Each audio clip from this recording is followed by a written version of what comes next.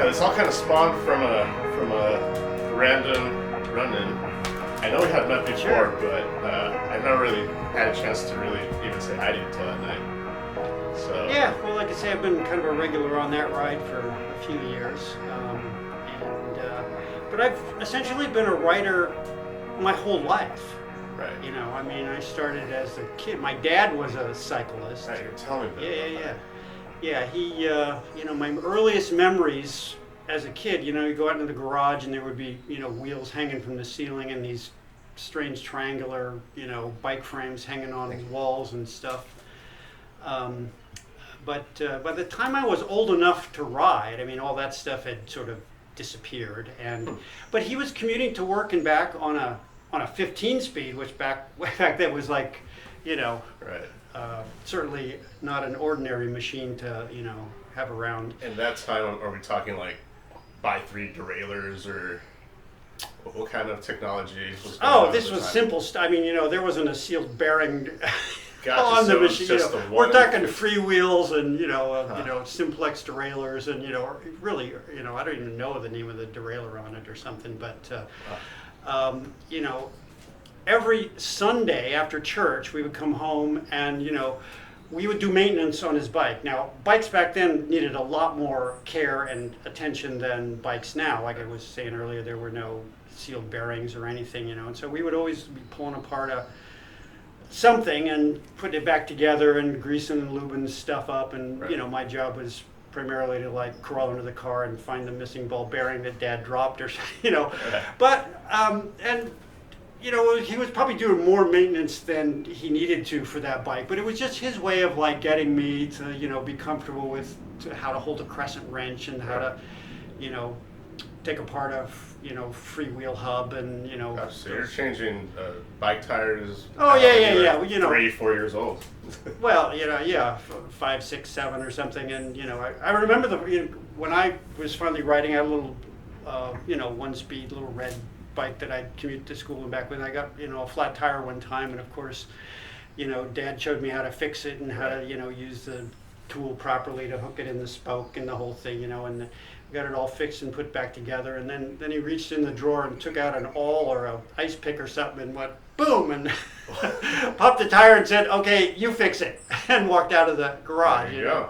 Yeah, so it was kind of that kind of stuff. But after we did the maintenance, you know, the real education came when we'd go out riding. You know, and he'd course. take me, we, you know, go by, and he taught me all sorts of things about cycling and. And your dad's background in cycling was Well, very I think- extensive from what I I think heard. so. I mean, he wasn't, you know, I mean, there were no like shelves of trophies or, you know, pictures around Of the course, wall. I but mean, he was deep into the hobby. yes, he was hobbyist or whatever. And he never Lifestyle. really talked about, you know, when I was cycling, blah, blah, blah. I was, you know, he was kind of quiet about it or something. And like I say, he was not involved in it, or we didn't listen to the Tour de France or anything on the Right. radio, or you know. But you know, we'd go out on the rides, and you know, he'd show me how if you leaned a bike to the right, you know, it would turn itself, or you leaned it to the left, it would, you know, and how to use your bell to, you know, signal when you were going around a blind corner to, you know, and all kinds of little tricks like that. How to if you're going up a steep hill, you know how you could like zig and zag back and forth, you Right. know. Yeah, and Helps so if you you didn't out. have the gears or the power to go straight up, you know, if there were no cars on the road, you could kind of, you know, fake it and do that. And And you guys were cycling here in San Diego? oh no, this is up in San Francisco in Oh, the Bay okay. Area. But, yeah, Oh, I so grew up in San you grew up in Francisco. the- Yeah, in yeah, the hills, man. yeah. Had to There learn were that. hills around. Yeah, you had to and learn you know, those. and traffic, you know, Yeah. cars and stuff, and you know how to ride safe, and yeah, lots of how not to, you know, ever engage with. He called them stupid, angry drivers. Right now we call it road rage. I don't think they'd coined that phrase yet, Right. but yeah. And you know, there were things I still do that don't make any sense. I mean, he taught me, well, when you're coming up to a corner and you're going to turn right, you know, after you're sure everything's clear, you can look through the back windshield of the car at the corner, and you can look through all the cars up the street Oh, and that's actually- see if there's anybody in them. Of course, Huh. now that doesn't work because, you know, Right. but back then all windshields were clear. There were no tinted windows on Gotcha. anything. There were no I mean, seats were just bench seats like like we're sitting on here that course. didn't come up any higher than your shoulders I'm or a something. huge automotive enthusiast. What era are we talking We're about? talking probably 60s, early Gotcha. 60s sort of stuff, Awesome. But most of the cars on the road were from the 50s or sometimes the 40s Exactly. or Those something. were just all pretty much at the same level. I mean, But I still find myself sometimes going around a corner looking at some blacked out back windshield or something. that is a great tip, to be honest, if it was still viable. Yeah. I'll say Well, that. I'd like to say that, and also, they used to have like signals used to have like a metal pressure plate in the road, and he taught me how you could go up and like kind of bang your tire, bounce it Right. on it and hear it click, and then change the traffic signals, Interesting. And then when I was 13, Dad bought me my first 10-speed, and this was like, the big 10-speed craze that took Right. off, and, I think I had a Peugeot or something like that. Oh man, nice. And and then of course, I joined the 10-speed club at high school, right? There was a Even 10-speed the club? 10-speed club, yeah, it was, Oh, that's cool. which was, but, you get a little older and, riding with Dad wasn't kind of cool anymore. You kind of outgrow that, right? Right. And, and I was quickly pulled into that crowd because, like, I could fix anything, right? I mean, we're out on the road. I mean, these weren't sophisticated bikes or anything. I mean, we were just a bunch of... My skills at bike mechanics are so bad that, to be well, honest. mine are too. I mean, I can take apart a freewheeling blindfolded, but give me a Right. cassette. I don't know what the hell's going on in there. Yeah, once we got to derailing, tuning derailleurs and stuff, I check out. Yeah. So, that was we do group riding and all that, and we'd go off, on all kinds of. There were about maybe 6 or 8, 10 of us that were like serious about it, and then there'd be others. But we ended up with the nickname of the school. Somebody wrote in something about the Dingers or something because we used bells, to. I love my bell. It's Yeah. Well, we there were no internet. We didn't know about hand signals and Gotcha, but gotcha. if you're at the front of the line and so the guy at the back shouts go or slow, you could confuse or not hear Oh it. yeah, easily. Yeah. But if somebody dings once or dings 3 times, you know the difference, right? I mean, Definitely. you don't have to talk. So we had this whole system of bells. Oh, that's actually Yeah. Well, cool. yeah.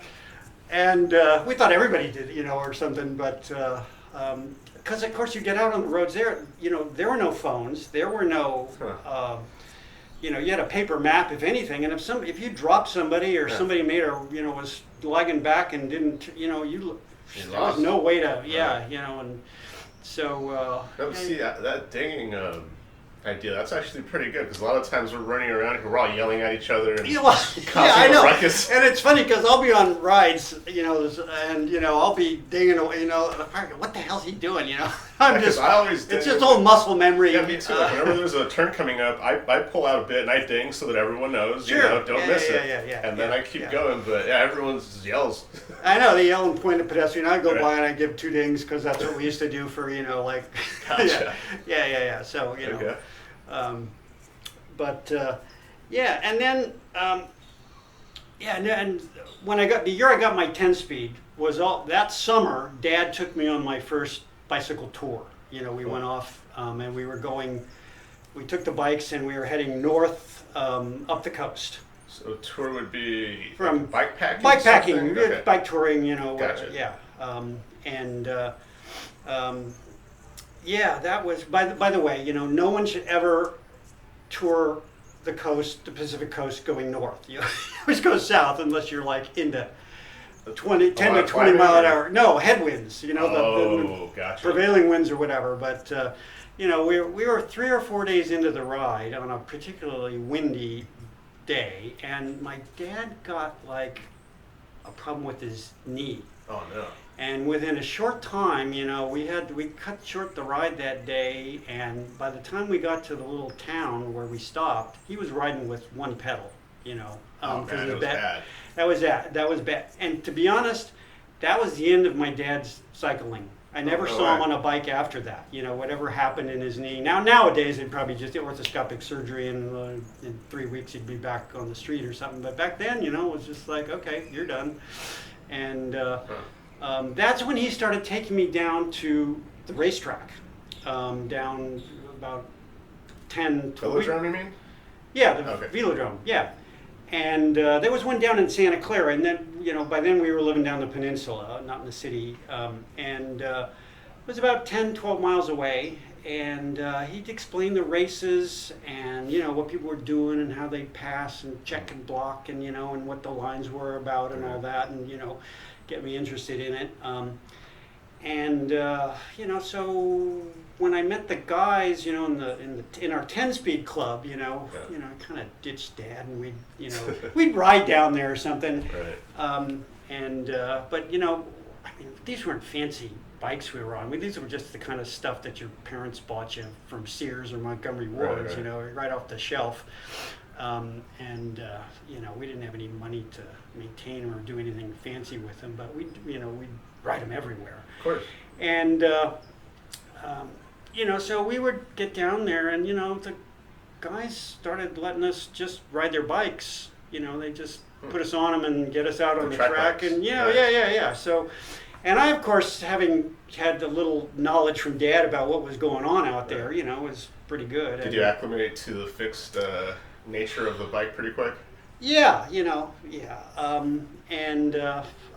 You know, I think I had way more cycling experience than any of the guys I was, just because of the time I'd spent on bikes. But, you know, I think about 15 or 16, and finally my dad entered me in an actual race, right? You know, the first one, and it turns out I won. You know, Really? first time out, first one a race, and, you know, like, I'm king of the hill, you know. I mean, I was like, Well, at just that point, fly you've been high. training for damn near Well, 7 years. yeah. And, you know, I did race for a while, you know, through college a little bit, but, you know, racing wasn't my thing. You know, as you Right. got older, you know, life got tougher really quick. You know, all of a sudden, you know, tends you're to. having to put a roof over your own head, and Yeah. you know, and things are competitive. You know, school's competitive, jobs are competitive, even dating's competitive. You know, and Everything, man. You so- gotta pick your battles. yeah, and so, you know, for my free time, you know, I just wanted to, you know, cycling was my relaxing escape. You know, and the Right. last thing I wanted to do was like go compete more. You know, Exactly. life was just a competition. So that's kind of where I've been ever since. You know, just get out there on the road and, you know, relax and ride and have a good time. You know, enjoy whether you're going like 5 miles or, you know, 150.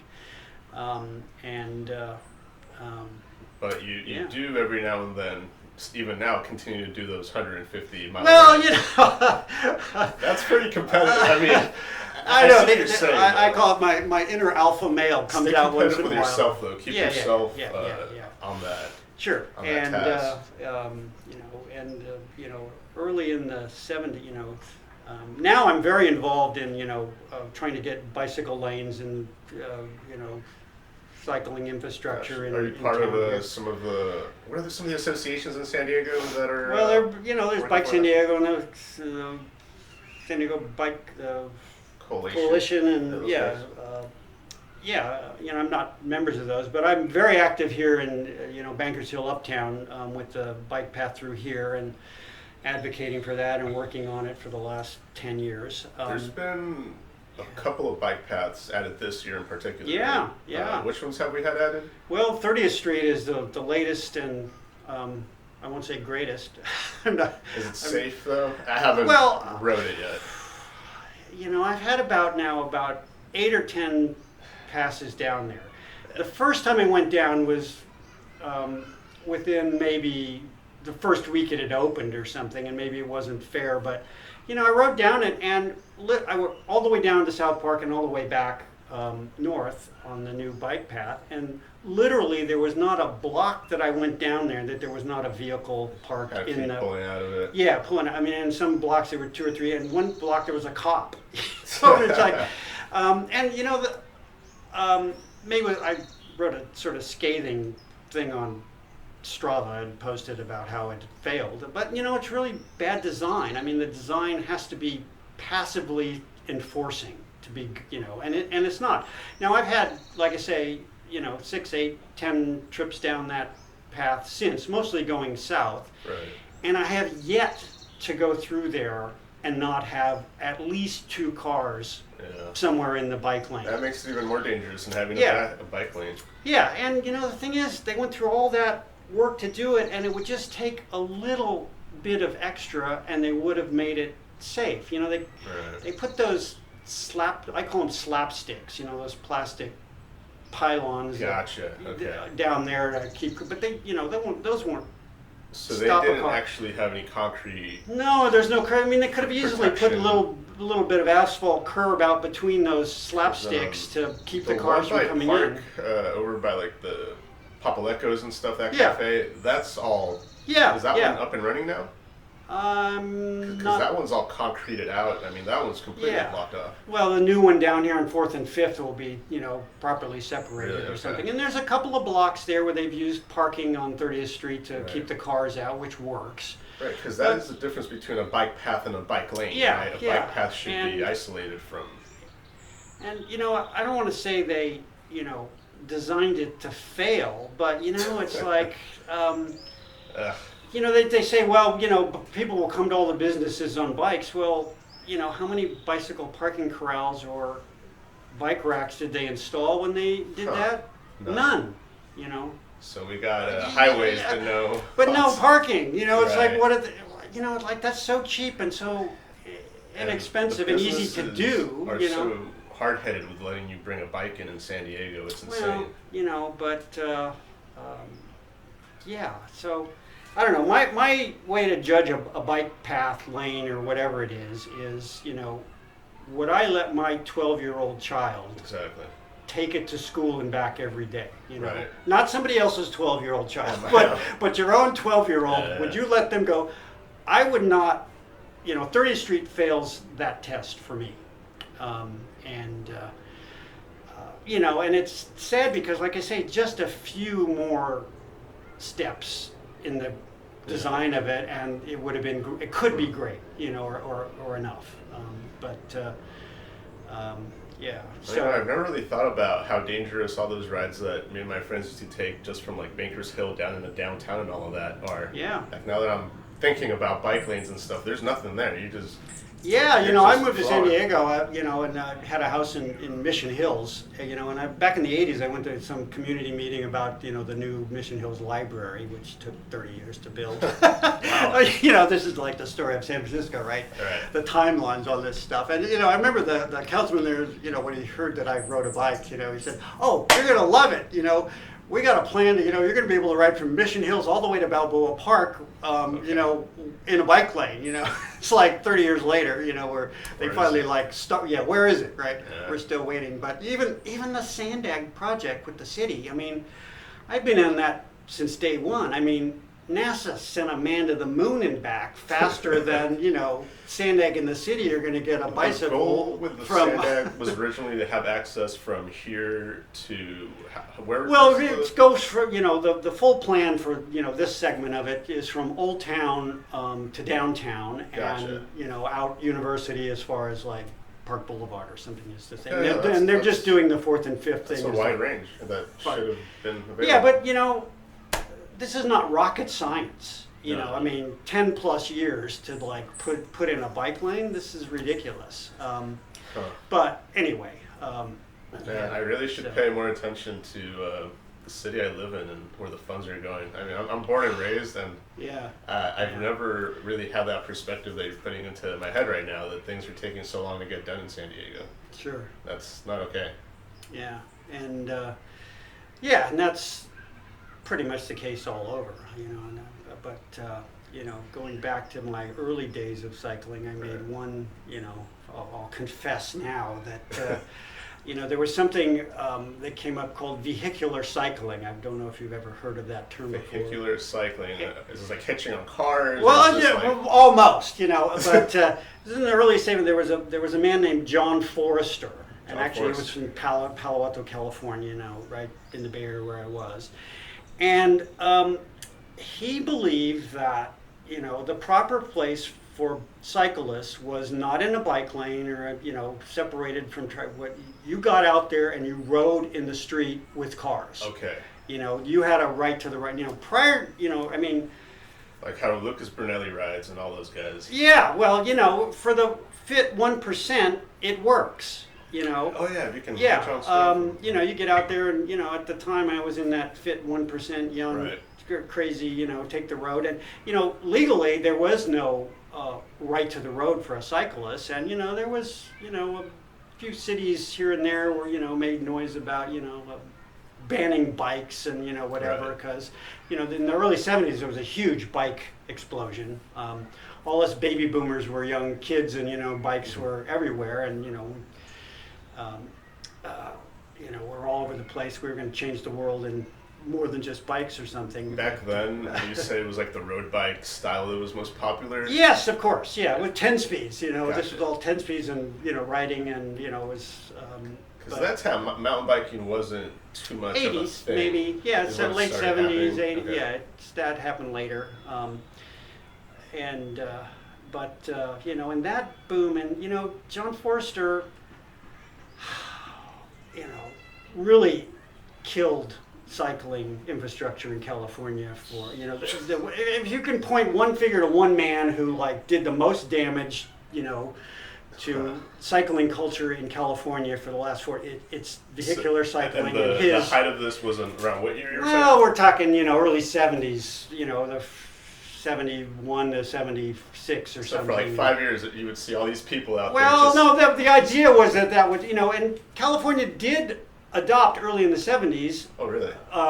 The law that gave you the right to be a vehicle, right? Which was a win. I'll give him that credit for that. But okay, well, I see your point. That caused other things to slow down because once there were a few progressive cities, like Palo Alto or Davis, right. became the cycling city that went ahead with stuff. But most traffic engineers and city planning departments, it's like they didn't want to have to go back and re-engineer all their, streets and manuals and bicycle lanes and all the stuff that comes, that would have to do, They loved John Forster because, all they had to do was buy a couple little green signs that said bike route and stick them up around town and draw a little green line on a map. That's all I had to do. We're done, right? Interesting. And like I say, that set back everything because nothing changed in design manuals or the generations of planning engineers and traffic engineers who came up. They were still using the same, learning the same stuff. That was in the textbooks that they were. Yeah, exactly. Right. So and this is still a legacy now because the old timers downtown that are sitting at the top of the chain that have to sign off on the plan for the 30th Street, but Right. they never got the educate. They came from 70s, 80s, 90s planning, right, which was car traffic, flow counts, engineering for the car and nothing right. else. Now there's a lot of young people, in dealing on this bike advocacy. There's a lot of young guys in there and women that want to do stuff, but the guys at the top are the old timers that should have learned something different. And, you can point the finger right to Mr. Forrester. In fact, he died a few years ago, and really? his obituaries were scathing. Really? People said, you have blood on your hands and all that. Wow.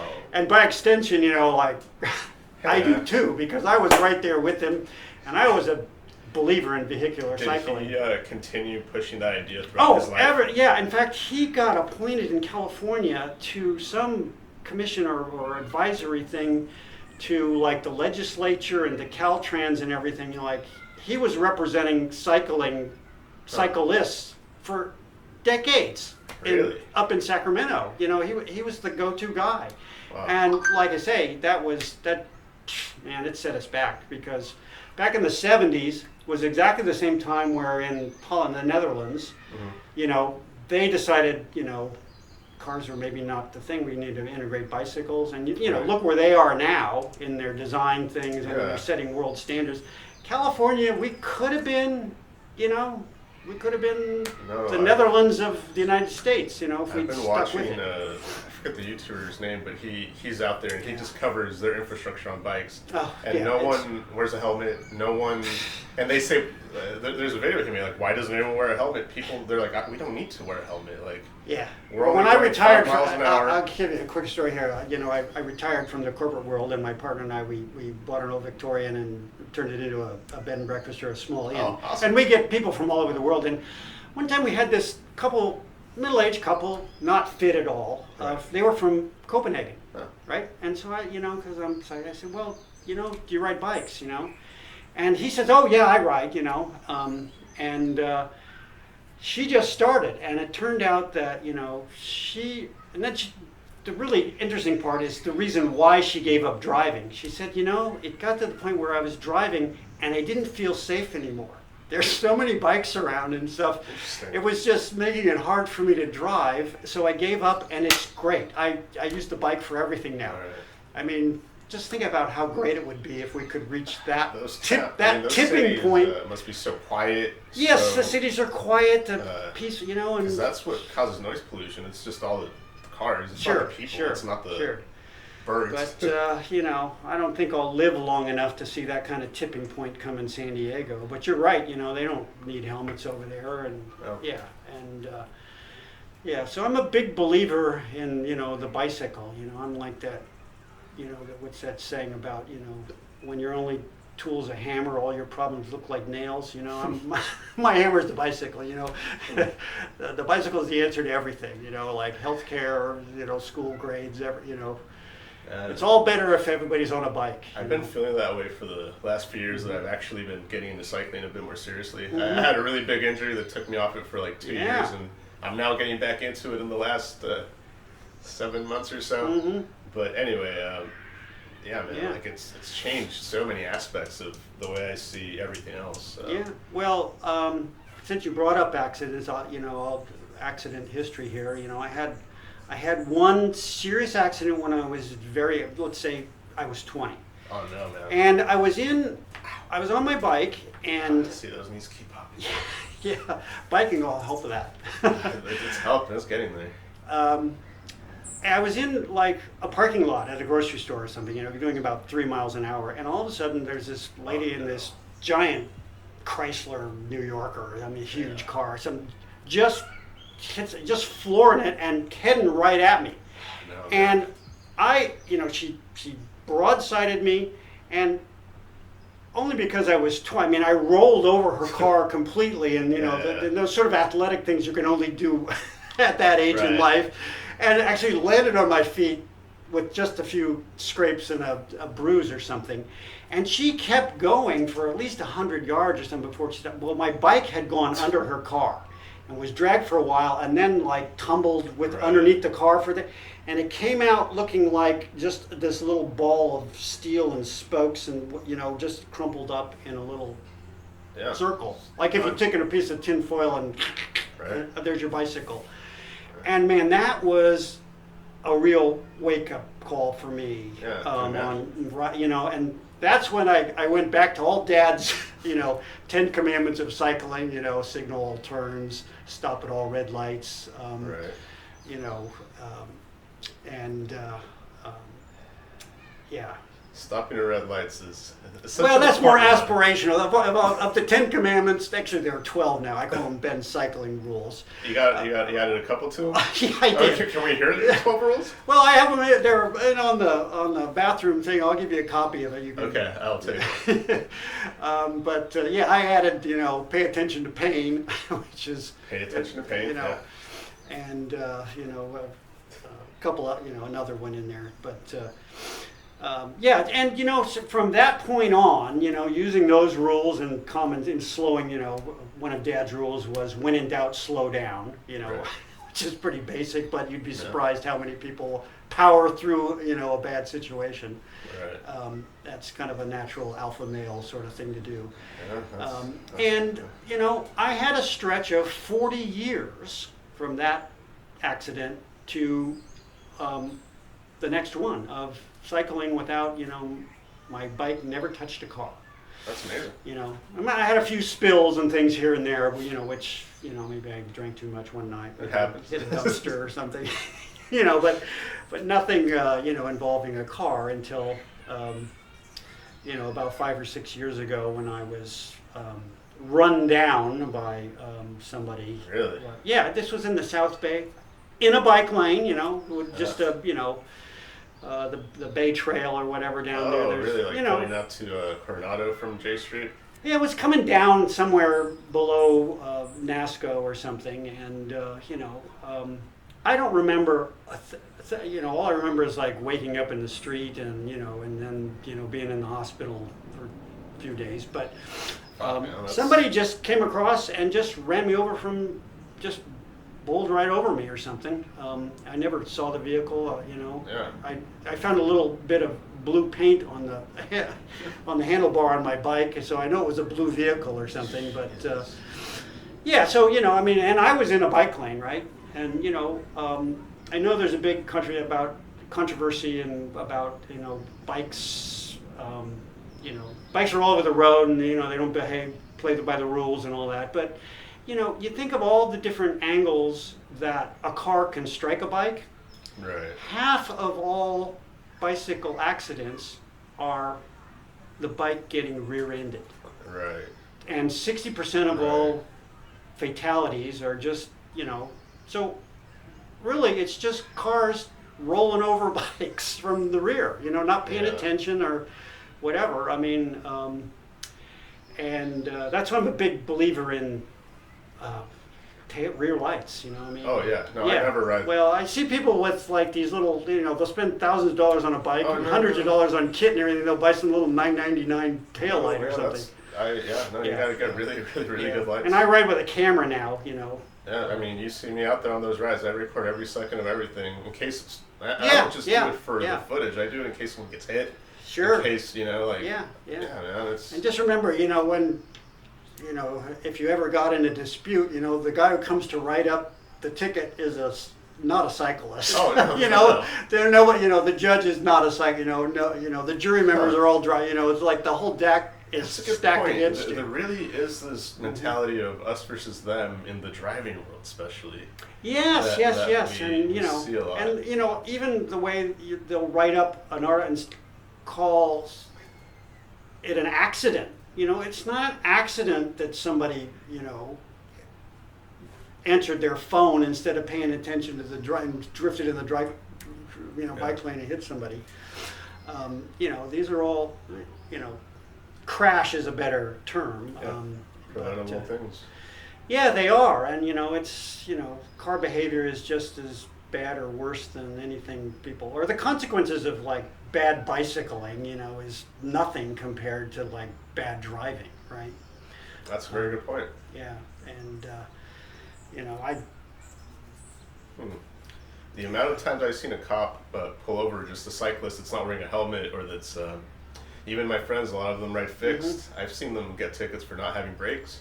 Yeah, well, yeah, there's a, you know, there's that crowd out there. There's cops out there that take their time to do that, but yeah, but they're far and few between. But like I say, you know, there's room on the road for everybody, and yeah, so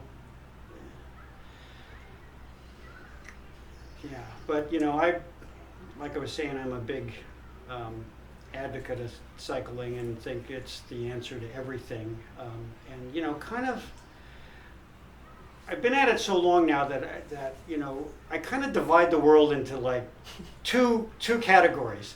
There are people with what I call four-wheel minds and people with two-wheel minds. You know, the person with a four-wheel mind, they want their current life and to revolve around four wheels, and they want their neighborhood and their city or town to be set up, and they want their future city, town, neighborhood, and life to be primarily designed to accommodate four-wheel transportation, right? I'm a two-wheel mind guy, you know? Gotcha. I want my life now, and I want my city and my neighborhood and whatever area to be for two-wheel transportation, and I certainly my future life I want designed to accommodate, a two-wheel world. Right. I want a two-wheel world, right? Right. No, I see it. And I think that's a better way to go. I mean, and I often make the mistake of thinking that everybody on a bike has got a two-wheel mind. That's not the case at all. Right.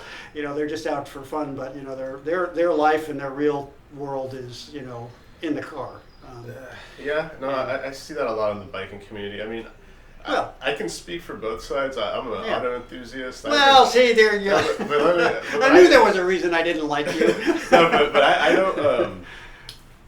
What do you call it? I mean, I drive in very safe manners. I mean, I go to the track for that sort of stuff. 'Cause I Yeah. build cars for performance. I don't, build cars to go around and Performance meaning like so they go faster and kill more people? Is that no, what- performance means that you can go to like an autocross place and compete for, Oh, for okay, lap okay, times I and don't- stuff yeah, like that.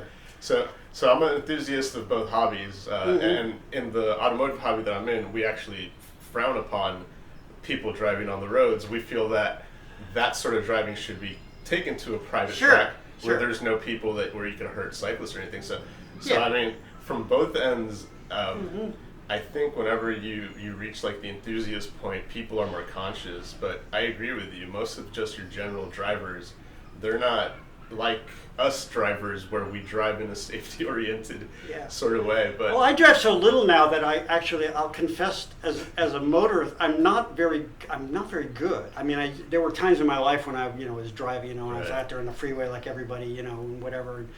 But now, I have my bicycle mind going there, and I'm going down the freeway. Chad, I'm going to change that just Oh. so that we also have I'm both sorry. ends of it. No, that's good. It's still recording. You're good. Oh, okay. Well, Yeah. anyway, on a bicycle, when that little pedestrian light turns green, 3 seconds before the light turns green, cyclists and pedestrians go. Well, when I'm in the car at the stop, that little light, I go. I like, oh, forget it, man. Or if I'm going down the road in the car and I see some potholes or some, I'm Right. swerving. course. Because, that's what you're supposed to do. So, Anyway. I get you. But I do agree, especially like I was saying before. I mean, it's only been maybe like 6-7 years that I've actually been into cycling in a bit Yeah. more serious manner, and I mean, me too. I ride my bike everywhere I can. I only use my car, like I said, when I have to take a trip or something I'm of a the bike sort. first guy, Right. which is kind of easier to do when you're retired, obviously, than when you're working and stuff. But even Yeah. when I worked, I commuted, to work and back. As long as it's not more than like 40 miles. No. This was like about 8 miles Oh, to there you the go. show, There's no point on driving at Sure. that point. Oh, my employee, they hated me. Really? Because, I'd come through the door and I'd be like, let's go. Yeah, you're None of ready that to go, lagging man. in, give me a coffee, shut the door for half an hour before the boss comes out. Right. Man, I was like charged and whatever. They joked about pitching in to buy me a car, I could imagine. Yeah, there is nothing Yeah. like that morning ride to get you going, is it? Yeah. But I will say that, I had to take a route to work that was probably a mile, almost 2 miles longer to be safe than, Really? the shortest, because of commute traffic and Yeah. drivers, the big thing on, you need to stay safe on the road.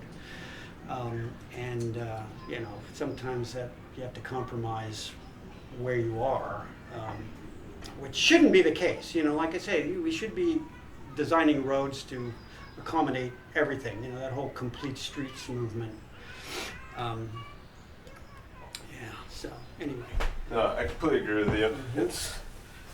It's so many benefits. It's not just the safety of the people. It's really just the environment as well as a thing that we're starting we've to. got some important, like California, half of all the air pollution or carbon stuff is like from the transportation sector, Yeah. and they have all these big goals to, move people to bicycles and out of, cars. They want to get, in this city, I think they want to get a 12% share, just a 20% share in the cycling in this urban core to meet the goal. Well, they're not anywhere close to being able to do that with the kind of infrastructure they're designing or something. But what's currently here in San Diego like the next cycling project that? Well, San Diego's got all kinds of them on the drawing boards. I wish they'd get off the Really? off and on the streets. Yeah. There's some good work being done, as you notice as they repave streets, and because, they got all that extra money from the sales tax to repave streets faster, they implement these, painted bike I've been paths. seeing those all over Chula Vista. Yeah, all over, different cities have them, and San Diego's finally got around to using a little more green paint. They used to be scared to put them through intersections, thinking it was going to confuse cars and cause accidents. That's Yeah, like, and I've been seeing them add like a extra. yeah, little buffers or something. Yeah. All that's better, but still it's just imaginary. It's not going to stop any car from, No. that isn't paying attention from No, coming no, across. no, of course. And at the speeds, some of these, I call them suburban super streets. The ones. Oh where yeah, there's SUVs flying by you at 70. Yeah, exactly. And in a second or 2 seconds, they can be out of their lane and in that bike lane and kill somebody. Which Yeah. is just what exactly happened on Pershing Drive last month, right? That woman was like, she was going up Pershing Drive at maybe 7-8 miles an hour. Somebody comes flying up at 50 or something, and Yeah. boom, it's Yeah. over. Not gonna see Hit it. from behind, and killed. And and that, the Sandag timeline on that bike lane said it should have completed a year ago, and they haven't even broke ground, right? 100%. So that's, I won't say blood on their hands, but they, There's a lot of blame to be placed. yeah, this stuff, like I was saying earlier, it's not rocket science. You can No. implement faster and get it done if you want to get there. So, and we need to do that. But the So benefits whatever. are so incredible. Like in Copenhagen, they spend like $30 million a year on cycling in that city, that's a big chunk of money, right? Mm-hmm. But just the health benefits they get Oh yeah. is 10 times. They figure like almost $400 million in reduced health care costs for Okay. the people in the city of That's a huge. Man, that's Yeah. money well I'm spent, sure right? there's drops in diabetes, heart issues. Everything. Yeah, sure. And there's mental health. And and they don't have helmets, so it's Right. no helmets. They're not having the crashes. So and you can go down the line. Everything from school kids get better grades if they go to school, which it's like sounds incredible, but it's true, and it works no matter what demographic. Give 100 poor kids bikes and make them ride to school and back, and their science and math scores go up 5%. Make 100 rich kids ride their bikes to school and back, and guess what? Their scores go up 5% too. Right. It's like, but nobody rides bikes to school anymore, right? Yeah. It's too unsafe because Everyone- everybody's driving. It's unsafe because everybody's driving their kids to Exactly. school, right? And Exactly. so it's one of those self. Everyone's driving around Replicating. so stressed out Yeah. for some reason. Sure. Yeah. So, anyway.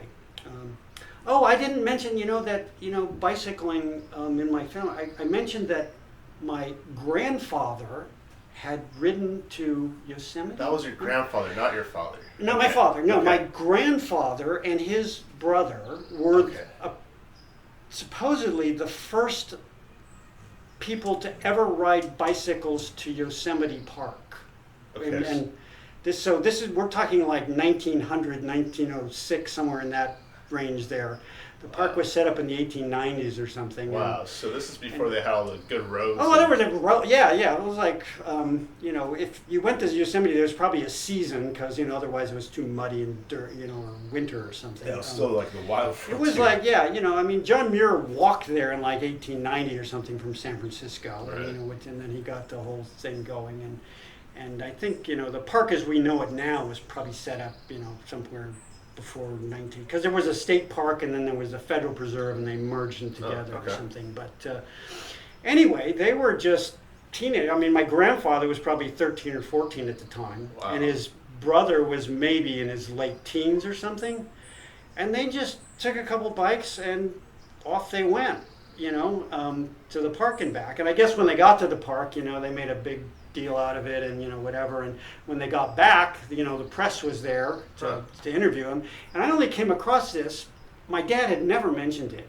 I was with my grandmother one afternoon. She was going through the scrapbook, and there was come across this, newspaper article. Oh, this is when, your grandpa, rode to Yosemite, and they wrote him up in the paper. And I think that was the first time I read the word wheelman, which is what they used to call cyclists back before. Wheelman, yeah, that's what originally were wheelmen. They were described as young future wheelmen, and they talked about how they had camped and slept in barns, and So they how long was their tour up there? Because that must have been crazy. Yeah, well, must have taken them a week or so to get there, and probably as long to get back. Right. And I remember, at the time saying, "Oh, guys, too bad they didn't take a picture, because I would have loved to have seen just to see the machines they had or something, whatever." And she said, "Oh, yeah, that was a problem." And she said that the older brother, my great uncle Fred, had been born with only one arm, so he made that whole trip with one arm. Okay. Right? And when they got back, they were going to take the picture, and the photographer wanted to take the picture so that it wouldn't show that he was missing an arm. He said, they'll never put the picture in the paper if you're missing an arm. Yeah, well, attitudes about disabilities and whatever were a lot different 120 years ago. Yeah, well, anyway, and so, but their father, my great grandfather, he would have nothing to do with that. He's, he made them take the picture of them standing there, and of course they didn't print it. Interesting. Yeah. So. Do you know they were riding fixed bikes at that time, or? They had to be fixings. Right, I mean, there weren't any derailers or anything. Who really knows what they were? Like I say, I wish. Because like the Tour de France back then, they were all riding fixed. They were all. Yeah. I mean, they were. They probably didn't even have separate. They probably had those single-piece tire and inner tube. Yeah. Yeah. You're right. But to think that two teenage boys, one with one arm, on those primitive machines, made that trip and back. So I mean, you guys have this in your blood, then, man. It's. Yeah, well, for Grandpa though, it was kind of a one-off event. It was just an adventure thing. In fact, I heard from my aunt later that the lore was that when. The next year when they moved, the boys had to sell the bikes because they needed the money to, poor people, there was no money in the family, yeah. And in fact, that's still true today. I ran into some guy at a meeting, and, he was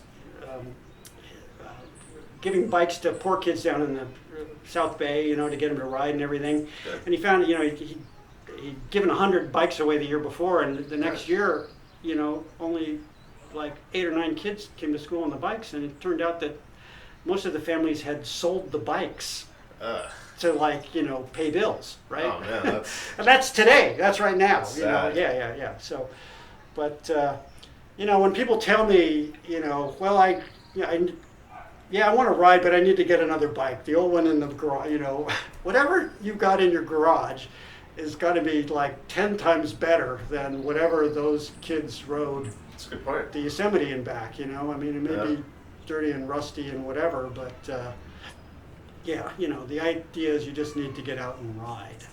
No, I agree. That's what it's all about, sure. This week that I haven't been on my bike once because my thumb is almost back to its normal size, but I still can't really. Anyway, it's I can feel it, man, and I can feel it on my body, but I start feeling it up here too. It's. Yeah. Well, I had an accident. You can see my shoulder here is like. Okay, that was about 3 or 4 years ago on a ride when I was breaking one of my rules. Never start the ride until you and your bike are ready. And I was kind of thinking about, did I turn my light on or my camera on or something? And I hit a traffic, curb thing or something, and just went over and boom. But I've had so many close calls reaching for my taillight. It's one of those things that Don't start riding until you Right. and the bike are ready. Rule number 1 on the 10 Commandments. Because it's silly, but Yeah. those like 4 seconds, 3 Yeah, seconds that or you're just, fibbing or with, even if you're mentally thinking, is that light turned right. on or not, You're or not paying attention. or did I strap down that thing right? You know, Mhm. you're not paying attention to the road, and Right. you're going to have an accident, which is what happened to me. So, Oh man, how long did but that you take know, the out thing of? is, I was out for months. You Oh, know, man, but that's- you know, that's it not was hard. But you know, I'm back at it. But you know, now this is a reminder for me. You know, because it aches every day, and you know, it just okay, man. You know, be safe. Think, attention. look, pay attention to the road. You Right. know, yeah. Don't be, you know, daydreaming. Yeah. But No, it sucks. cycling can be safe and should be safe, and you know, I mean, we need to make it safe for people. The 30th Street bike lane is a step in the right direction, but like I say, you know, we're not there. We're even close to being there. So. Do you think it's just a lack of outreach from the cycling community to our elected officials, or Well, it starts all the way at the top. I mean, look at priority. I mean, you know. or cycling just not making the city money? I mean, Well, yeah. Somebody jokingly said that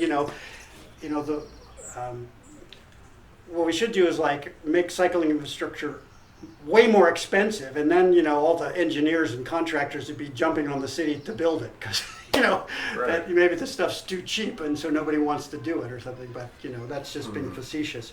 You know, just look at California right now. I mean, this last year we had like an 80 billion. I'm rounding off. It was Of course, 79 of course. $80 billion surplus right now. Right. Half of that surplus, you know, was spoken for. You know, we'd passed laws that said you got to give it to the schools or this or that. Right. But you know, $40 billion for just discretionary, everything from parks to the arts to you know schools to whatever you want to do with it, right? Right. And you know, bicycling, they gave us an extra 300 million, which is, you know, sounds like a lot. I mean, the budget used to be, you know, the budget fund that bicycling stuff came out of was 200 million, so we get an additional 300 million. That's $500 million, man. You think like, man, you know, let's No. look at it.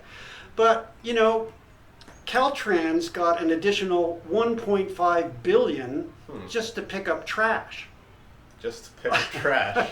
Okay. You know, which tells you like, now I understand trash can be a safety issue, you can blow out on the road, I and know you it's know, important. but you know, it's important or whatever. But you Yeah. know, it's like, So you know, if we're going to fortunate. get, you know, there's a lot of lip service to bicycles and bicycle lanes and bicycle infrastructure, but Yeah. you know, do they put the money where their mouth is? And you know, to date, no. Because, I mean, this is the sort of thing that, I mean, in my opinion, with most city projects that take way longer than they do, you know, it's a matter of just wanting to do it or having no reason Yeah. to do it. And, Yeah. I mean, it's clear that they just don't have the right lobbyists or the right whatever pushing forward. But Yeah, well, I could name names, and but you Right, know, I don't know I worries. know some of the people involved here, but you know, it's bureaucracy, and you know, it comes back to a lot of it is like John Forrester's, you Right. know, legacy is like alive and well in San Diego's traffic and engineering department, and in other places all around the state and whatever, and in Caltrans and whatever, and. You know, it's interesting. I mean, you look at the new federal transportation bill that just passed. You know, this Right. huge bill. You know, everybody's talking about trains and stuff and everything. And you know, transit funding was, you know, transportation bills. The compromise had always been like 80-20. 80% for cars, 20% for everything else. You know, trains, bicycles, buses, transit, Right. whatever. This bill, you know, certainly there was a lot more for trains and transit and everything, but you know, you think that, well, wouldn't they shift to 50-50 or 75-25? Right. It went to 85-15 on the percentages. You know, 85% of all that money in that thing is for the four-wheel people. Right. And, you know, 15% is for the rest. You know, is that really where we need to be going for the future here? Right. And I don't, you know, I don't see the commitment. Now, I know it's a kind of a big deal, you know, climate change and how fast you want to change, Mhm. but, you know, the clock is ticking. And, Oh, it's getting worse and worse yeah, now. but, you know, But people shouldn't like cycle to save the planet. They should just cycle because it's a great way to get around. It's good for them. It's good for them. Yeah, and it's fun. Yeah. One of my 10 commandments. Smile, nod, and wave. Yeah, exactly. Make fun contagious. Right? I don't think I've ever Yeah. end a bike ride and I'm pissed or anything. I'm usually the opposite, right? My dad taught me, we're ambassadors for cycling. We want to recruit, so wave to kids wave to people and be nice. I always tell kids they got cool helmets on. Yeah, exactly. I love that. I love those little dinosaur helmets. Yeah, I was like, hey, cool helmet, kid. No. You gotta encourage them And to the wear it. streamers and everything. Yeah. It's important. Yeah. So. Do you think events like Bike the Bay, for example, I mean, does that bring a lot of money into the city? I don't, I doubt it's like. Because who sets that up? I mean, I signed They're up for founded, it this year. they make up. I don't think it makes money for the city. I think it's just an event like, a run Like for a cancer marathon or or something. something, or- Yeah. No, it's, big marathons and big events like Comic-Con, those things like put money on the map. But,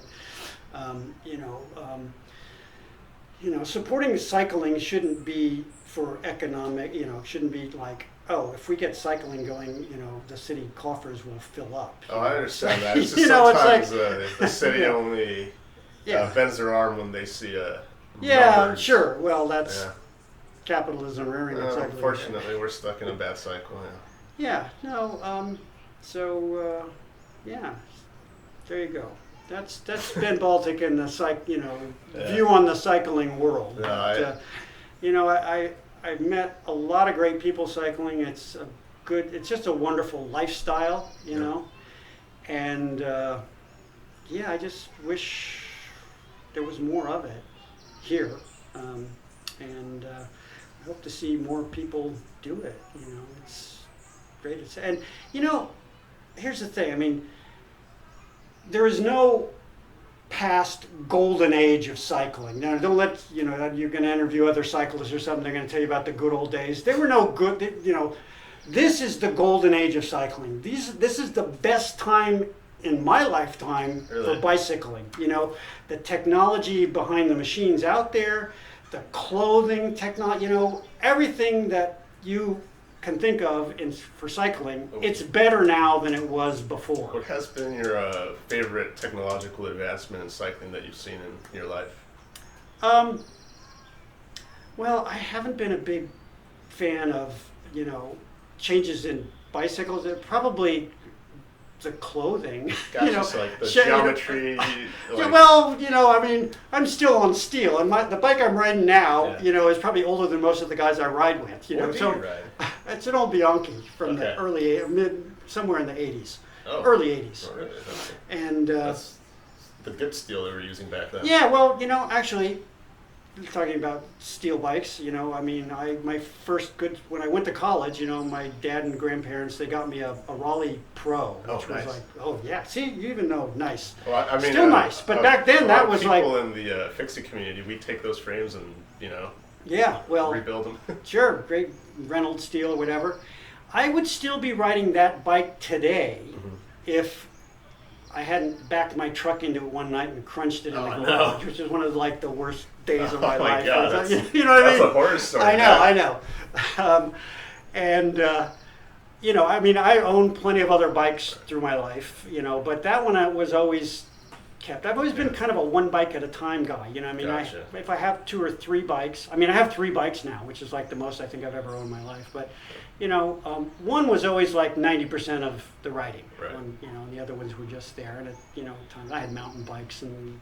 Do you still do any trail riding or anything like that? No, I don't. Trail riding's too hard for me or something. Yeah, ever since I got back into riding my single speed, I haven't touched my mountain bike in about. Since I got back into riding this last time.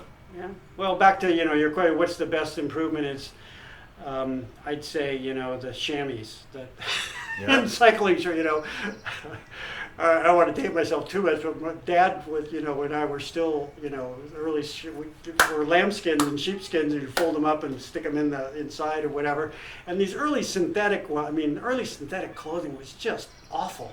Nylon and rayon. I mean, Oh yeah. silk was light and fast, but it was like hot as That's hell. And wool was the old wool. It wasn't the new stuff. Merino and stuff like that. Yeah, this was scratchy. Real wool. Real wool. Yeah, it was like no. There were no good old days. This is So you like but- the neoprene of now? I don't know. It's just cycling clothing has come a long way. And not that you should think you need that to go riding.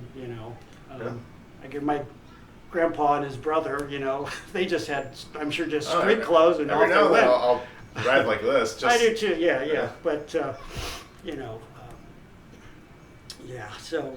but I mean, if I got a new bike every time, the newest trend came out, Right. I'd be on a bike 400 by now or something, I because agree. there's always newer, there's a lot of, I call it bike bling out there, there's always the newest, greatest, gravel bikes and this and that, and, Oh, yeah. it's just, selling bikes and Yeah. upgrading.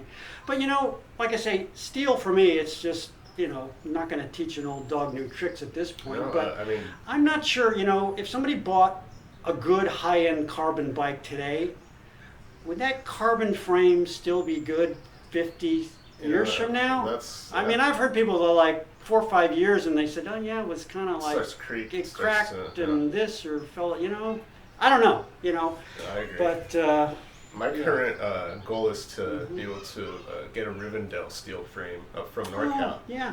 I want one of the rodeos, and I know Mhm. once I have one of those, like you said, I'm gonna be able to keep that Yeah, bike there's a lot of forever. good steel bikes still made, and they're not expensive, Not I mean, compared to what you pay for a crazy carbon road yeah. bike. Well, sure, but people don't need all that stuff. No. All that I call them bling machines. So those wireless shifters and all that Yes. stuff.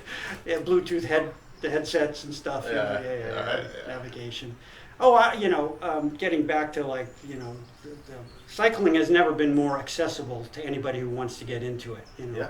In the past, it was kind of I won't say elitist thing, but if you really were interested in cycling, there was a whole language and culture and cult involved in it, and you could subscribe to magazines or go to the library and read books or something, but unless you worked at a bike shop or joined a bike club, now you can just binge YouTube videos for a month and That's a know good as point. much as you can break down you Learn could the whole learn history. in a couple hours how to maintain what took me like 5 years with Dad in the garage. Good point.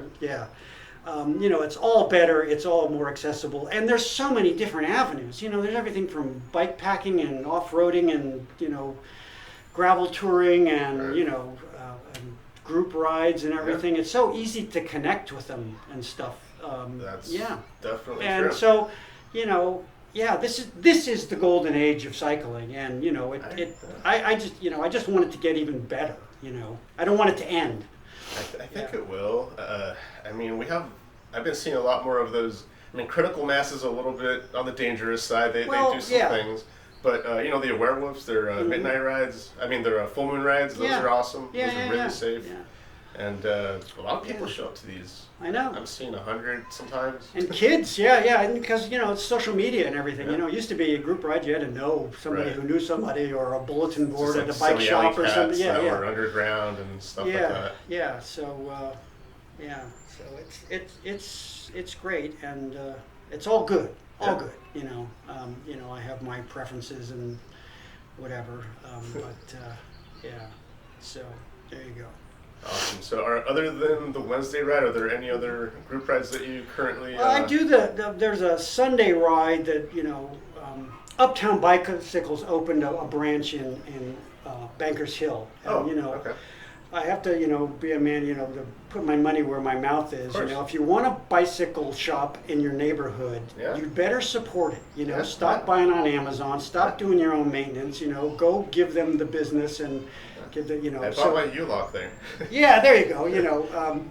But use your neighborhood bike shop, and they're going to give you good advice and do good work for you. Yeah. And it's just like if you're a reader and you want a bookstore in your neighborhood, stop Go buying buy your books. books. Stop shopping Amazon. Yeah, I agree. Yeah, it's like anything. So, they do the Sunday ride. That's 50 miles, Okay. which is, nice. That and the Wednesday ride or Wednesday night ride are the two rides that I do religiously. Right. I'm a creature of habit. Yeah. If I skip it once, then I'll be able to skip it anytime I want in the future. yeah. So whenever I'm in town, Keep it going. I keep it going. Yeah, and I'm about half the year in San Francisco and ride up there, which is where I have a bike. Nice. And I ride up there a bit. But whenever I get to town, Wednesdays and Sundays, you know what I'm doing. Right. Yeah. So anyway. Yeah, but you say you also ride around town whenever you have Oh stuff well, to do. everything. Like I say, bike first. Car last. Unless you really got it. A bike, train, plane, scooter, something. Anything. Like I say, the last thing I'll do is get in the truck and go something. Unless you have to. Yeah, I've been doing a lot of restoration work on this house, and it's I can't use the bike, even if I had a cargo bike, hauling a ton of concrete up to the. Not gonna happen. It isn't gonna happen. I gotta load up the back of the truck. Right. But it's funny. I see lots of people, cars going down the street with bikes on the roof, and I'm thinking, where are Could they just going bike with there. it? Why aren't they just biking there? Where are they Right. going, or why do they have to go somewhere else to bike? And where they live isn't good enough or something. Yeah. Just Yeah. Well. get that machine out of the garage, put a little oil on it, and go. It usually works, right? Yeah, As long as you yeah. have somewhere to pump the arrow. It's funny when I was in the 10-speed club, like I say, we didn't have any money or anything, we had a couple of spare tubes between, all of us or something. And the rule was when we had, 10 patches on it, the guy who got the last flat had to buy the next two. And, because there were no, flats were a regular deal. But, Right. maintenance, we were all just using, car oil from Dad's garage or something. There was one guy that swore on his mom's cooking oil on the chain, which Yeah. I don't recommend, No. That will coagulate right up. Well, yeah, and plus, every time you stop, you're going to get a swarm of gnats around your Good drivetrain. point. Yeah. But but it works, So, I tell people, take some of that expensive imported Italian olive oil and drizzle it on your chain and just go. Yeah. It'll work. Whatever It'll you get you. You don't have to go get bike lube or a new bike. Just go. Right. Make Yeah. it happen. Just gotta want to do it. Yeah, exactly. So. All right, Ben. Well, I won't take up too much No, more of your time. no. Just I don't know. I'm assuming you're gonna cut this down to 10 minutes or Oh, something, no, which is no. fine. Just. Actually, You you'd know? be surprised. I have some videos out there like 3 hours with people. Oh Jesus. So that's why when we first talked, I said, "No worries, man." I mean, Oh, okay. Well, then I'm gonna give you one more story here Oh, that take your time. I should have stuck back in there and I in just chronological I don't order. want to ruin your whole day. No. I call it the summer of 1,000 pubs. Tell me the story. Well, this was in college and first year of college. Some of these were a couple of guys from the we were we either ran out of money, we partied too much and got thrown out of college, or we just dropped out. But we were out of college, so we lost our draft deferments, right? Which meant that we were and this was like the year before when we were in school. They started the lottery draft, and there had always been a draft, but this was the first time where they pulled the little balls out, which is why I can never watch the California lottery. They pull those little balls out. So they were doing that like on live TV or something. Well, I don't know if it was live TV, it was live radio, and they were actually like, Oh, shit. draft parties. You would go and, you had to drink or No, something. man, get out of here. Seriously. That's really how they were telling people they Yeah, had to go to this Vietnam. I think the first one was like 69, 68 or 60, I don't know. It was an innovation of Nixon's. He thought it would be fairer or something because, it was kind of how they What the fuck? Okay. drafted people were, to Vietnam, which was Yeah. essentially a death sentence in those days. Anyway, I had come up, my number, even though I had a deferment, was like one number higher than what they actually drafted. Oh, shit. Yeah. And so I was convinced that, I'm a dead man, Right. And, the rest of us, we kind of bought into this. We wanted to have one last blowout summer, Yeah. right? Before we Can I ask all you a got quick drafted. question before you keep going? Go ahead.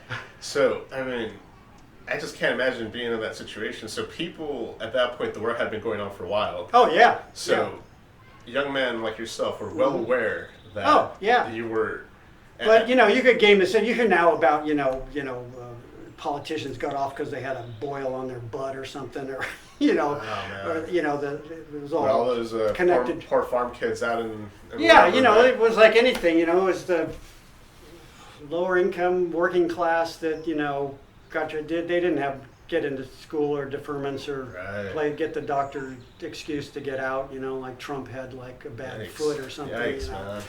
Sure. That is just okay. I'm sorry. No. But anyways, intense to live through that. Of course, we were in the Bay Area, which was the epicenter of like the whole counterculture revolution and whatever. And I had gone over to the what I call the hippie side. You need to do something there. I think it's just overheating. Oh, okay. That's fine. Let's go. That's what matters. Oh, okay. Our parents knew if they left us in America, we'd get arrested and end up with criminal records or something. So I think the reason they financed us to go to England for the summer was because if we got in trouble over there, it'd be overseas and in some file cabinet that when we grew up and became responsible adults, we could say no, we've never been arrested, and there'd be no way to for them to check on that, right?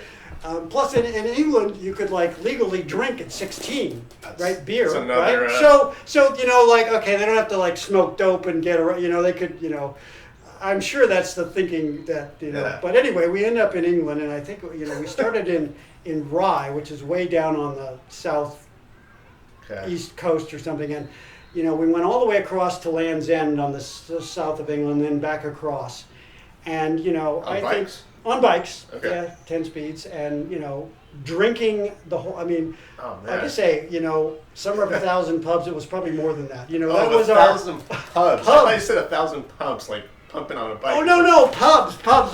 Oh my God. Drinking, which is where that's the tour you want to take, I think.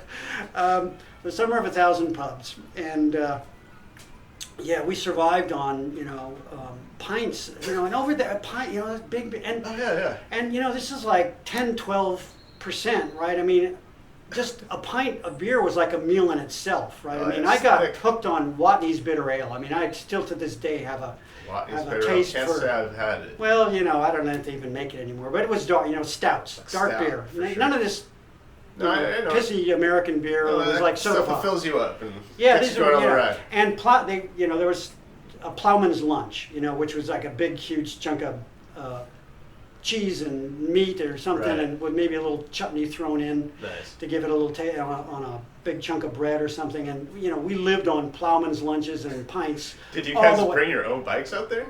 Yeah. Wow, cool. Yeah, and we hooked up with some other bikers on the way and whatever, and we for the most part we stayed out of trouble, but we just like drank and smoked our way across around England. The closest we came to really getting in real trouble was when we went to Stonehenge. Somebody pissed on a bluestone, Oh man, yeah. We'd had extra pints at lunch or something, and they don't have enough water closets over there. Yeah. Just like the country's set up, like you just pee out. It is. But anyway, somebody must have, because about 20 minutes after we left, we were down the road. All of a sudden, like all these cop cars pulled us over and whatever, and took our passports and just giving us hell up and down for being horrible people and whatever, and pulled all our sack looking for drugs, which luckily at that point taking them all. We didn't have any marijuana on us, so we I think they like detained us for an hour or so while we they checked to see if we'd been in any other trouble, but they threatened to deport us and send us home and whatever, but the bottom line is they ended up leaving and we ended up going on our way, and Of course. Yeah. And How long was that trip? oh God, it was like all summer. I don't know. I was drunk the whole time. But and we ran into one guy we rode with who was a local, is Charles something or other. I don't know what but he was just a stoner like the rest of us out riding, and he taught us a bike skill that I haven't used since. But he could like throw up off his bike without getting a drop on himself or his bike, which was Okay, so you could you could ride and vomit, right. That's a skill that is very useful. by the end of summer we could all do it, and I can't say that I've put that skill to use since, but it's definitely not as easy as it sounds, or especially when you're trying to learn it when you're high. Man, that just sounds like a whole event. Man, like just nonstop fuel. Yes, it was, but it's the thing you can only do once in your life or something. And I had planned to go back and do a 50th anniversary ride of that. Dude, if you try to, I'll go with you, man. Well, that sounds like it'd have to be the summer of 10 pubs, because but yeah, man, whatever. That sounds awesome. But I had trained. I did in 2019. I did about 8,000 miles or something riding just to and then of course COVID came around and threw the whole thing out the window. Christ, man. How many miles are you riding a week nowadays? Well, I can do a couple hundred, but that's usually in the hundreds or something. But I've had a few little injuries and working on the house here, and it's just slowed me down. Plus, going up to I've got an aging mother in San Francisco that requires a lot of attention up there, which is why I go back and forth. I think it's been more time last year in San Francisco than I did here. Well, it's important to but anyway, take care of family. Yeah, so I've kind of rethought. If I go back, I probably won't re-ride that. I thought I'll just do that trip again, kind of the 50th anniversary. Yeah, whatever. But it's kind of like, I don't know who that Greek philosopher was. A man never steps in the same river twice or something, because the river changes and the man changes too. It's like okay, I see your point. I see your point. So and it's like you gotta keep going. It's life shouldn't be about your past. You got to go forward. Right. Which is So I'll maybe I'll ride up to Scotland or get over to Amsterdam and ride some of those wonderful cycling highways that they've built. Where you can go for hundreds of kilometers without coming across a car. They have such awesome ones. Oh, they do all over. And they, what we call rails to trails. They've got old tow paths and things that have been turned in, and they've been at it over there for 30 or 40 years. Like I say, California. If we'd started all this cycling stuff 30 or 40 years ago, thank you, Mr. Forrester. We could be there too. Right. But I feel like spending a week out there would really change the perspective of a lot of people. I'd love to just go out there for the. Although I have had friends who have gone to Amsterdam, the people that drive, and said, Amsterdam, don't go there. It's crazy. There's bikes everywhere. It's scary. That's what Yeah, but they come over here. It's like, hey, don't go to LA, man. You're gonna die out there. Oh yeah, LA is. I know. Sketchy now. Do they have any biking infrastructure? They do. They're getting there, but sometimes I'll take the train up there and I'll go right around. Go to some museums or something like that. But even there, but there are just so many cars. It's just there are no quiet streets. Here you get on a designated bike street that's there's some stop signs and stuff, and they're empty, and maybe you just roll them or something. In LA, every single street or intersection you come to, there's going to be cars there. Right. You're going to have to stop at that stop sign. Pretty much a car. And it's cars every, and so it's not easy even when they've done it right. But there's a lot of they've opened some new infrastructure up there. It's just that it's a drop in the bucket from what's needed, and you got to slow cars down. So anyway. So I'm looking forward to getting over to Europe when the COVID thing is there. It needs to stop. It's taking up too much of our lives at this point.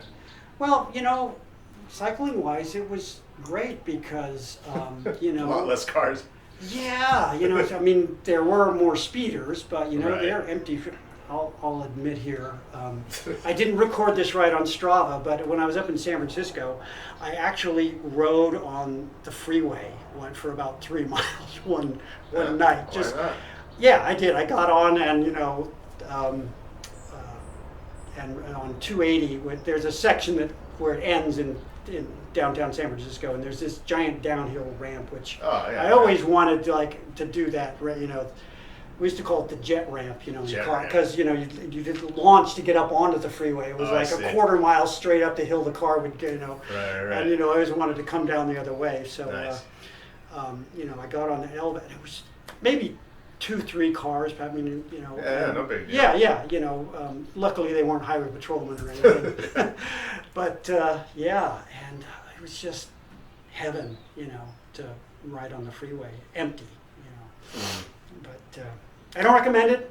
Anybody listening to this podcast, No. don't ride on the freeway. Now, see, in Mexico, they let you do it. Yeah. But the amount of mortalities are Oh, sure. not I know. okay. Yeah. Well, if you want to know about the failure of vehicular cycling, Right. occasionally now around town you see signs saying bicycles may use full lane. Right. Well, the first time I came across one, I thought, are they crazy? Who in the world would do that? That's stupid. Well, Yeah. that's not a new right. I mean, you've had that right for like the last 45 years. On any lane. Yeah, you're a vehicle, you can use the road just like a car does. Right. And the fact that nobody has or does or It's telling us something. is like just the total failure of the whole concept of vehicular cycling. Right. Like I say, it would work for the 1%, but now we've built streets and infrastructure that won't even support vehicular cycling. It's Right, just stupid. right. So anyway, but Yeah, man. there you go. There's still so much work to do.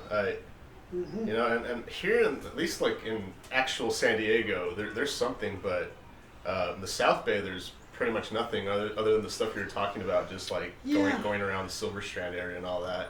That's a nice little stretch, but that's it. Like if you're riding like through old Chula Vista west of the Yeah, 805, I know. It's- Like I say, it's it's nothing, man. until they redesign streets so the 12-year-old can ride it Yeah. safely back and forth to school, and it doesn't always take a separated bike lane with concrete barriers, I like what they've done on Mead Avenue. I don't know if you've been out there with all the, there's a bunch of traffic circles and everything. Right. Okay. And that used to be like, I ride that on a regular basis, and people just speed through there at 35, 40, miles an hour down that, and by putting in all the traffic circles and slowing down the traffic, the people that want to speed have moved over to El Cajon Boulevard, where they should have been in the first place, right? That's the street design for all the traffic, Right. and it's taken most of all the speeding traffic off. Anecdotally, I'll say that like half the traffic has disappeared from that street. Really. And what traffic is there is just the local people, and they're slowed down to the speed that they should be. Makes sense. And you can, even though there isn't a bike lane along there. Yeah, you can trust it a little more. You can do it. You can ride through Yeah, I there. can't imagine cars doing 50 down those little streets. They That's- do That's insane. all the time. Yeah. So, they just, we just need to read that critical mass of people out on the streets. Up in San Francisco, Right. they're there. I'll say, it's easier riding. I feel safer riding around busier San Francisco than Really? I do riding around in San Diego, Right. because every street has cyclists on it, and the people who are driving in the city have now become used to the fact that they have to look for cyclists or that San they're Francisco has there. a bike messenger culture as well, right? So the people of Yeah, of they the have a city, bike culture. Yeah. Are Yeah, used to seeing yeah, the and they- messengers flying around, and Yeah, there's a lot more cyclists out on the road, Right. and they've made a commitment to, and they do stuff fast. They put bicycle lanes in. They'll just kind of slapdash throw something on the street, and then they'll come back next year and adjust things and move parking spaces, or they hear from a vendor or from a businessman that I need those parking spaces to be better if you put a loading zone here and move the parking spaces over there, and and they'll adjust it, and they'll spend 4, 5, 6 years, and finally they'll put the stuff in permanent in cement and move the bus, and get it right. Here, Sandag, like over here on 4th and 5th Avenue, they spend a decade trying to get every single little detail perfect to begin with. And they're not. I mean, I've seen the plans, and I'm, as a cyclist, it's like, what? I know what's going to happen. That's not the. Right. Yeah. So we'll see. I shouldn't be negative, well, but the track record's so bad, it's hard to. Yeah, it's hard to stay positive about this. I get cynical pretty easy when it comes to bicycle infrastructure design. Everything I've seen over time, the longer these projects sit in the traffic engineering department, every single modification is done to favor four-wheeled vehicles. Well, one thing I think is pretty evident is that there must not be too many people talking. I don't hear about this. I mean, I'm sure there's circles in which this is spoken about, but in the general populace, I don't think it's even a thought. Yeah, well, people who drive, I mean, bicycles are just a nuisance. I mean, that's probably the general attitude of the typical, four-wheel mind out there. Get them off my street. Or they're theoretically, oh yeah, bicycles, it's great, bicycle, until they want to put a bicycle lane in front of their house or somewhere, and it's going to remove one parking space. Then it's like a crime against humanity. Gotcha. Or communism coming or something, right? Right. Socialist. Yeah, they're taking our parking spots. Yeah. Yeah, well, I guess it really does then come down to the city to create the infrastructure from the beginning. Well, it takes it from the top down, and you have to. I mean, as far as I'm concerned, and let's get a hold of climate and get to this zero carbon footprint or something. Bicycle infrastructure is kind of the low-hanging fruit. It's like recycling plastic bags. It's kind of easy, Exactly. or multicolored cans or something. I mean, this is this isn't hard. We're telling people they have to get out of their cars, or you're just, and it's cheap. I mean, one freeway interchange or a ramp or a signalized intersection, millions, tens of millions of dollars. I mean, that buys a lot of paint and slapsticks. Yeah. I think it might also just be an issue of they're not building it, so people aren't coming. If there was that, maybe people would actually see it as a viable option. And then it gets into well, there aren't cyclists using it now, so we're not going to put it there. Well, the reason that it's a self-fulfilling prophecy, right? And there needs to be more community outreach, maybe. Well, see, I assume that somewhere on social media, this is all happening. I'm not part of, the only thing I'm on the internet is Strava. I mean, I don't know, Facebook, Instagram, for me a tweet is what my bird does over the other house, every morning. I don't, and I'm sure it's all out there and happening. I mean, I'm dialed in on my local stuff in the neighborhood here because I've been involved, for so long. Through the community group. And, there's a lot of people that are concerned and active, but like I say, inertia or just, continuing the way things are because that's the easiest solution is kind of what the game is, whether it's, the new transportation budget, formula or, state funding from Sacramento or, a little money for e-bike subsidies, a little more money for this, but, the big pot goes to what we've always done and what all those people are standing there expecting us to give them, which means freeways.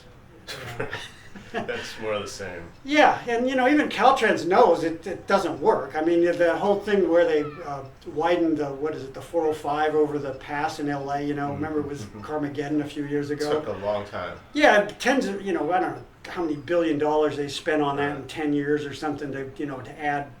You're right. More lanes. They add? They added two more lanes on or a lane on each side, and they had to demolish bridges and everything to do it. And and when they were done, the time it takes to get a car over that now is slower than before they started. It was that whole induced demand.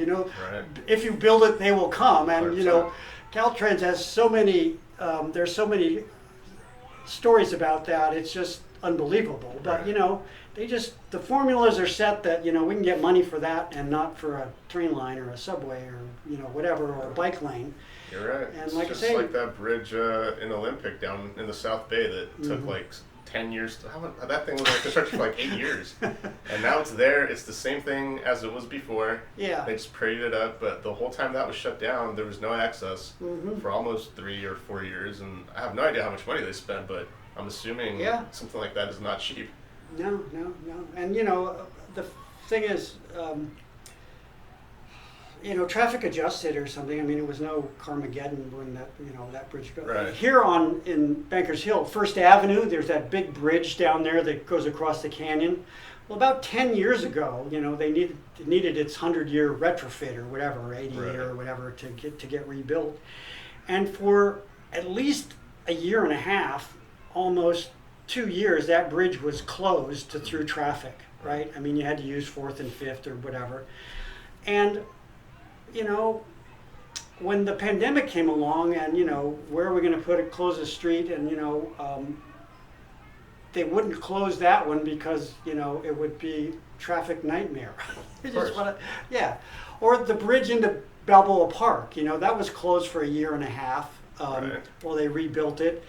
And, you know, museum attendance and all that actually went up, you know, when that happened. But now, you know, you talk to, well, let's just close the bridge even on Sundays. No, can't do that. You know, would be a disaster, right? That'd be fun because I love bombing Yeah. that bridge on my bike. Well, you know, we just, you know, you got to create people spaces. Yeah. You know, I mean, and you know, if you build it, they will come, and you know, they'll come in droves. Oh, yeah. yeah. So, but you know, it's there to Yeah. happen. You know, but people have to want to make it happen. And anyway.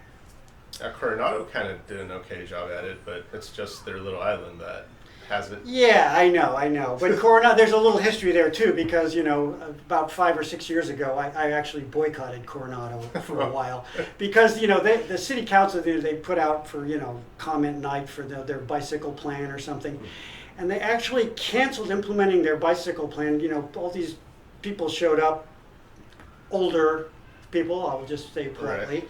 saying that, you know, that bicycle lanes would induce, what do they call it, vertigo or something with drivers and cause accidents, and, you know, just these crazy Silly, theories yeah.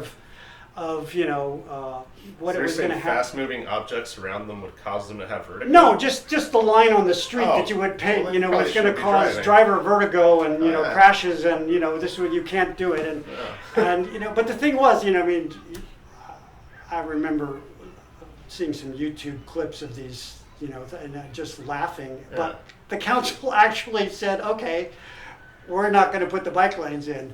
And, you know, a couple years later, when, you know, all the fuss Right. disappeared, they implemented them. So Interesting.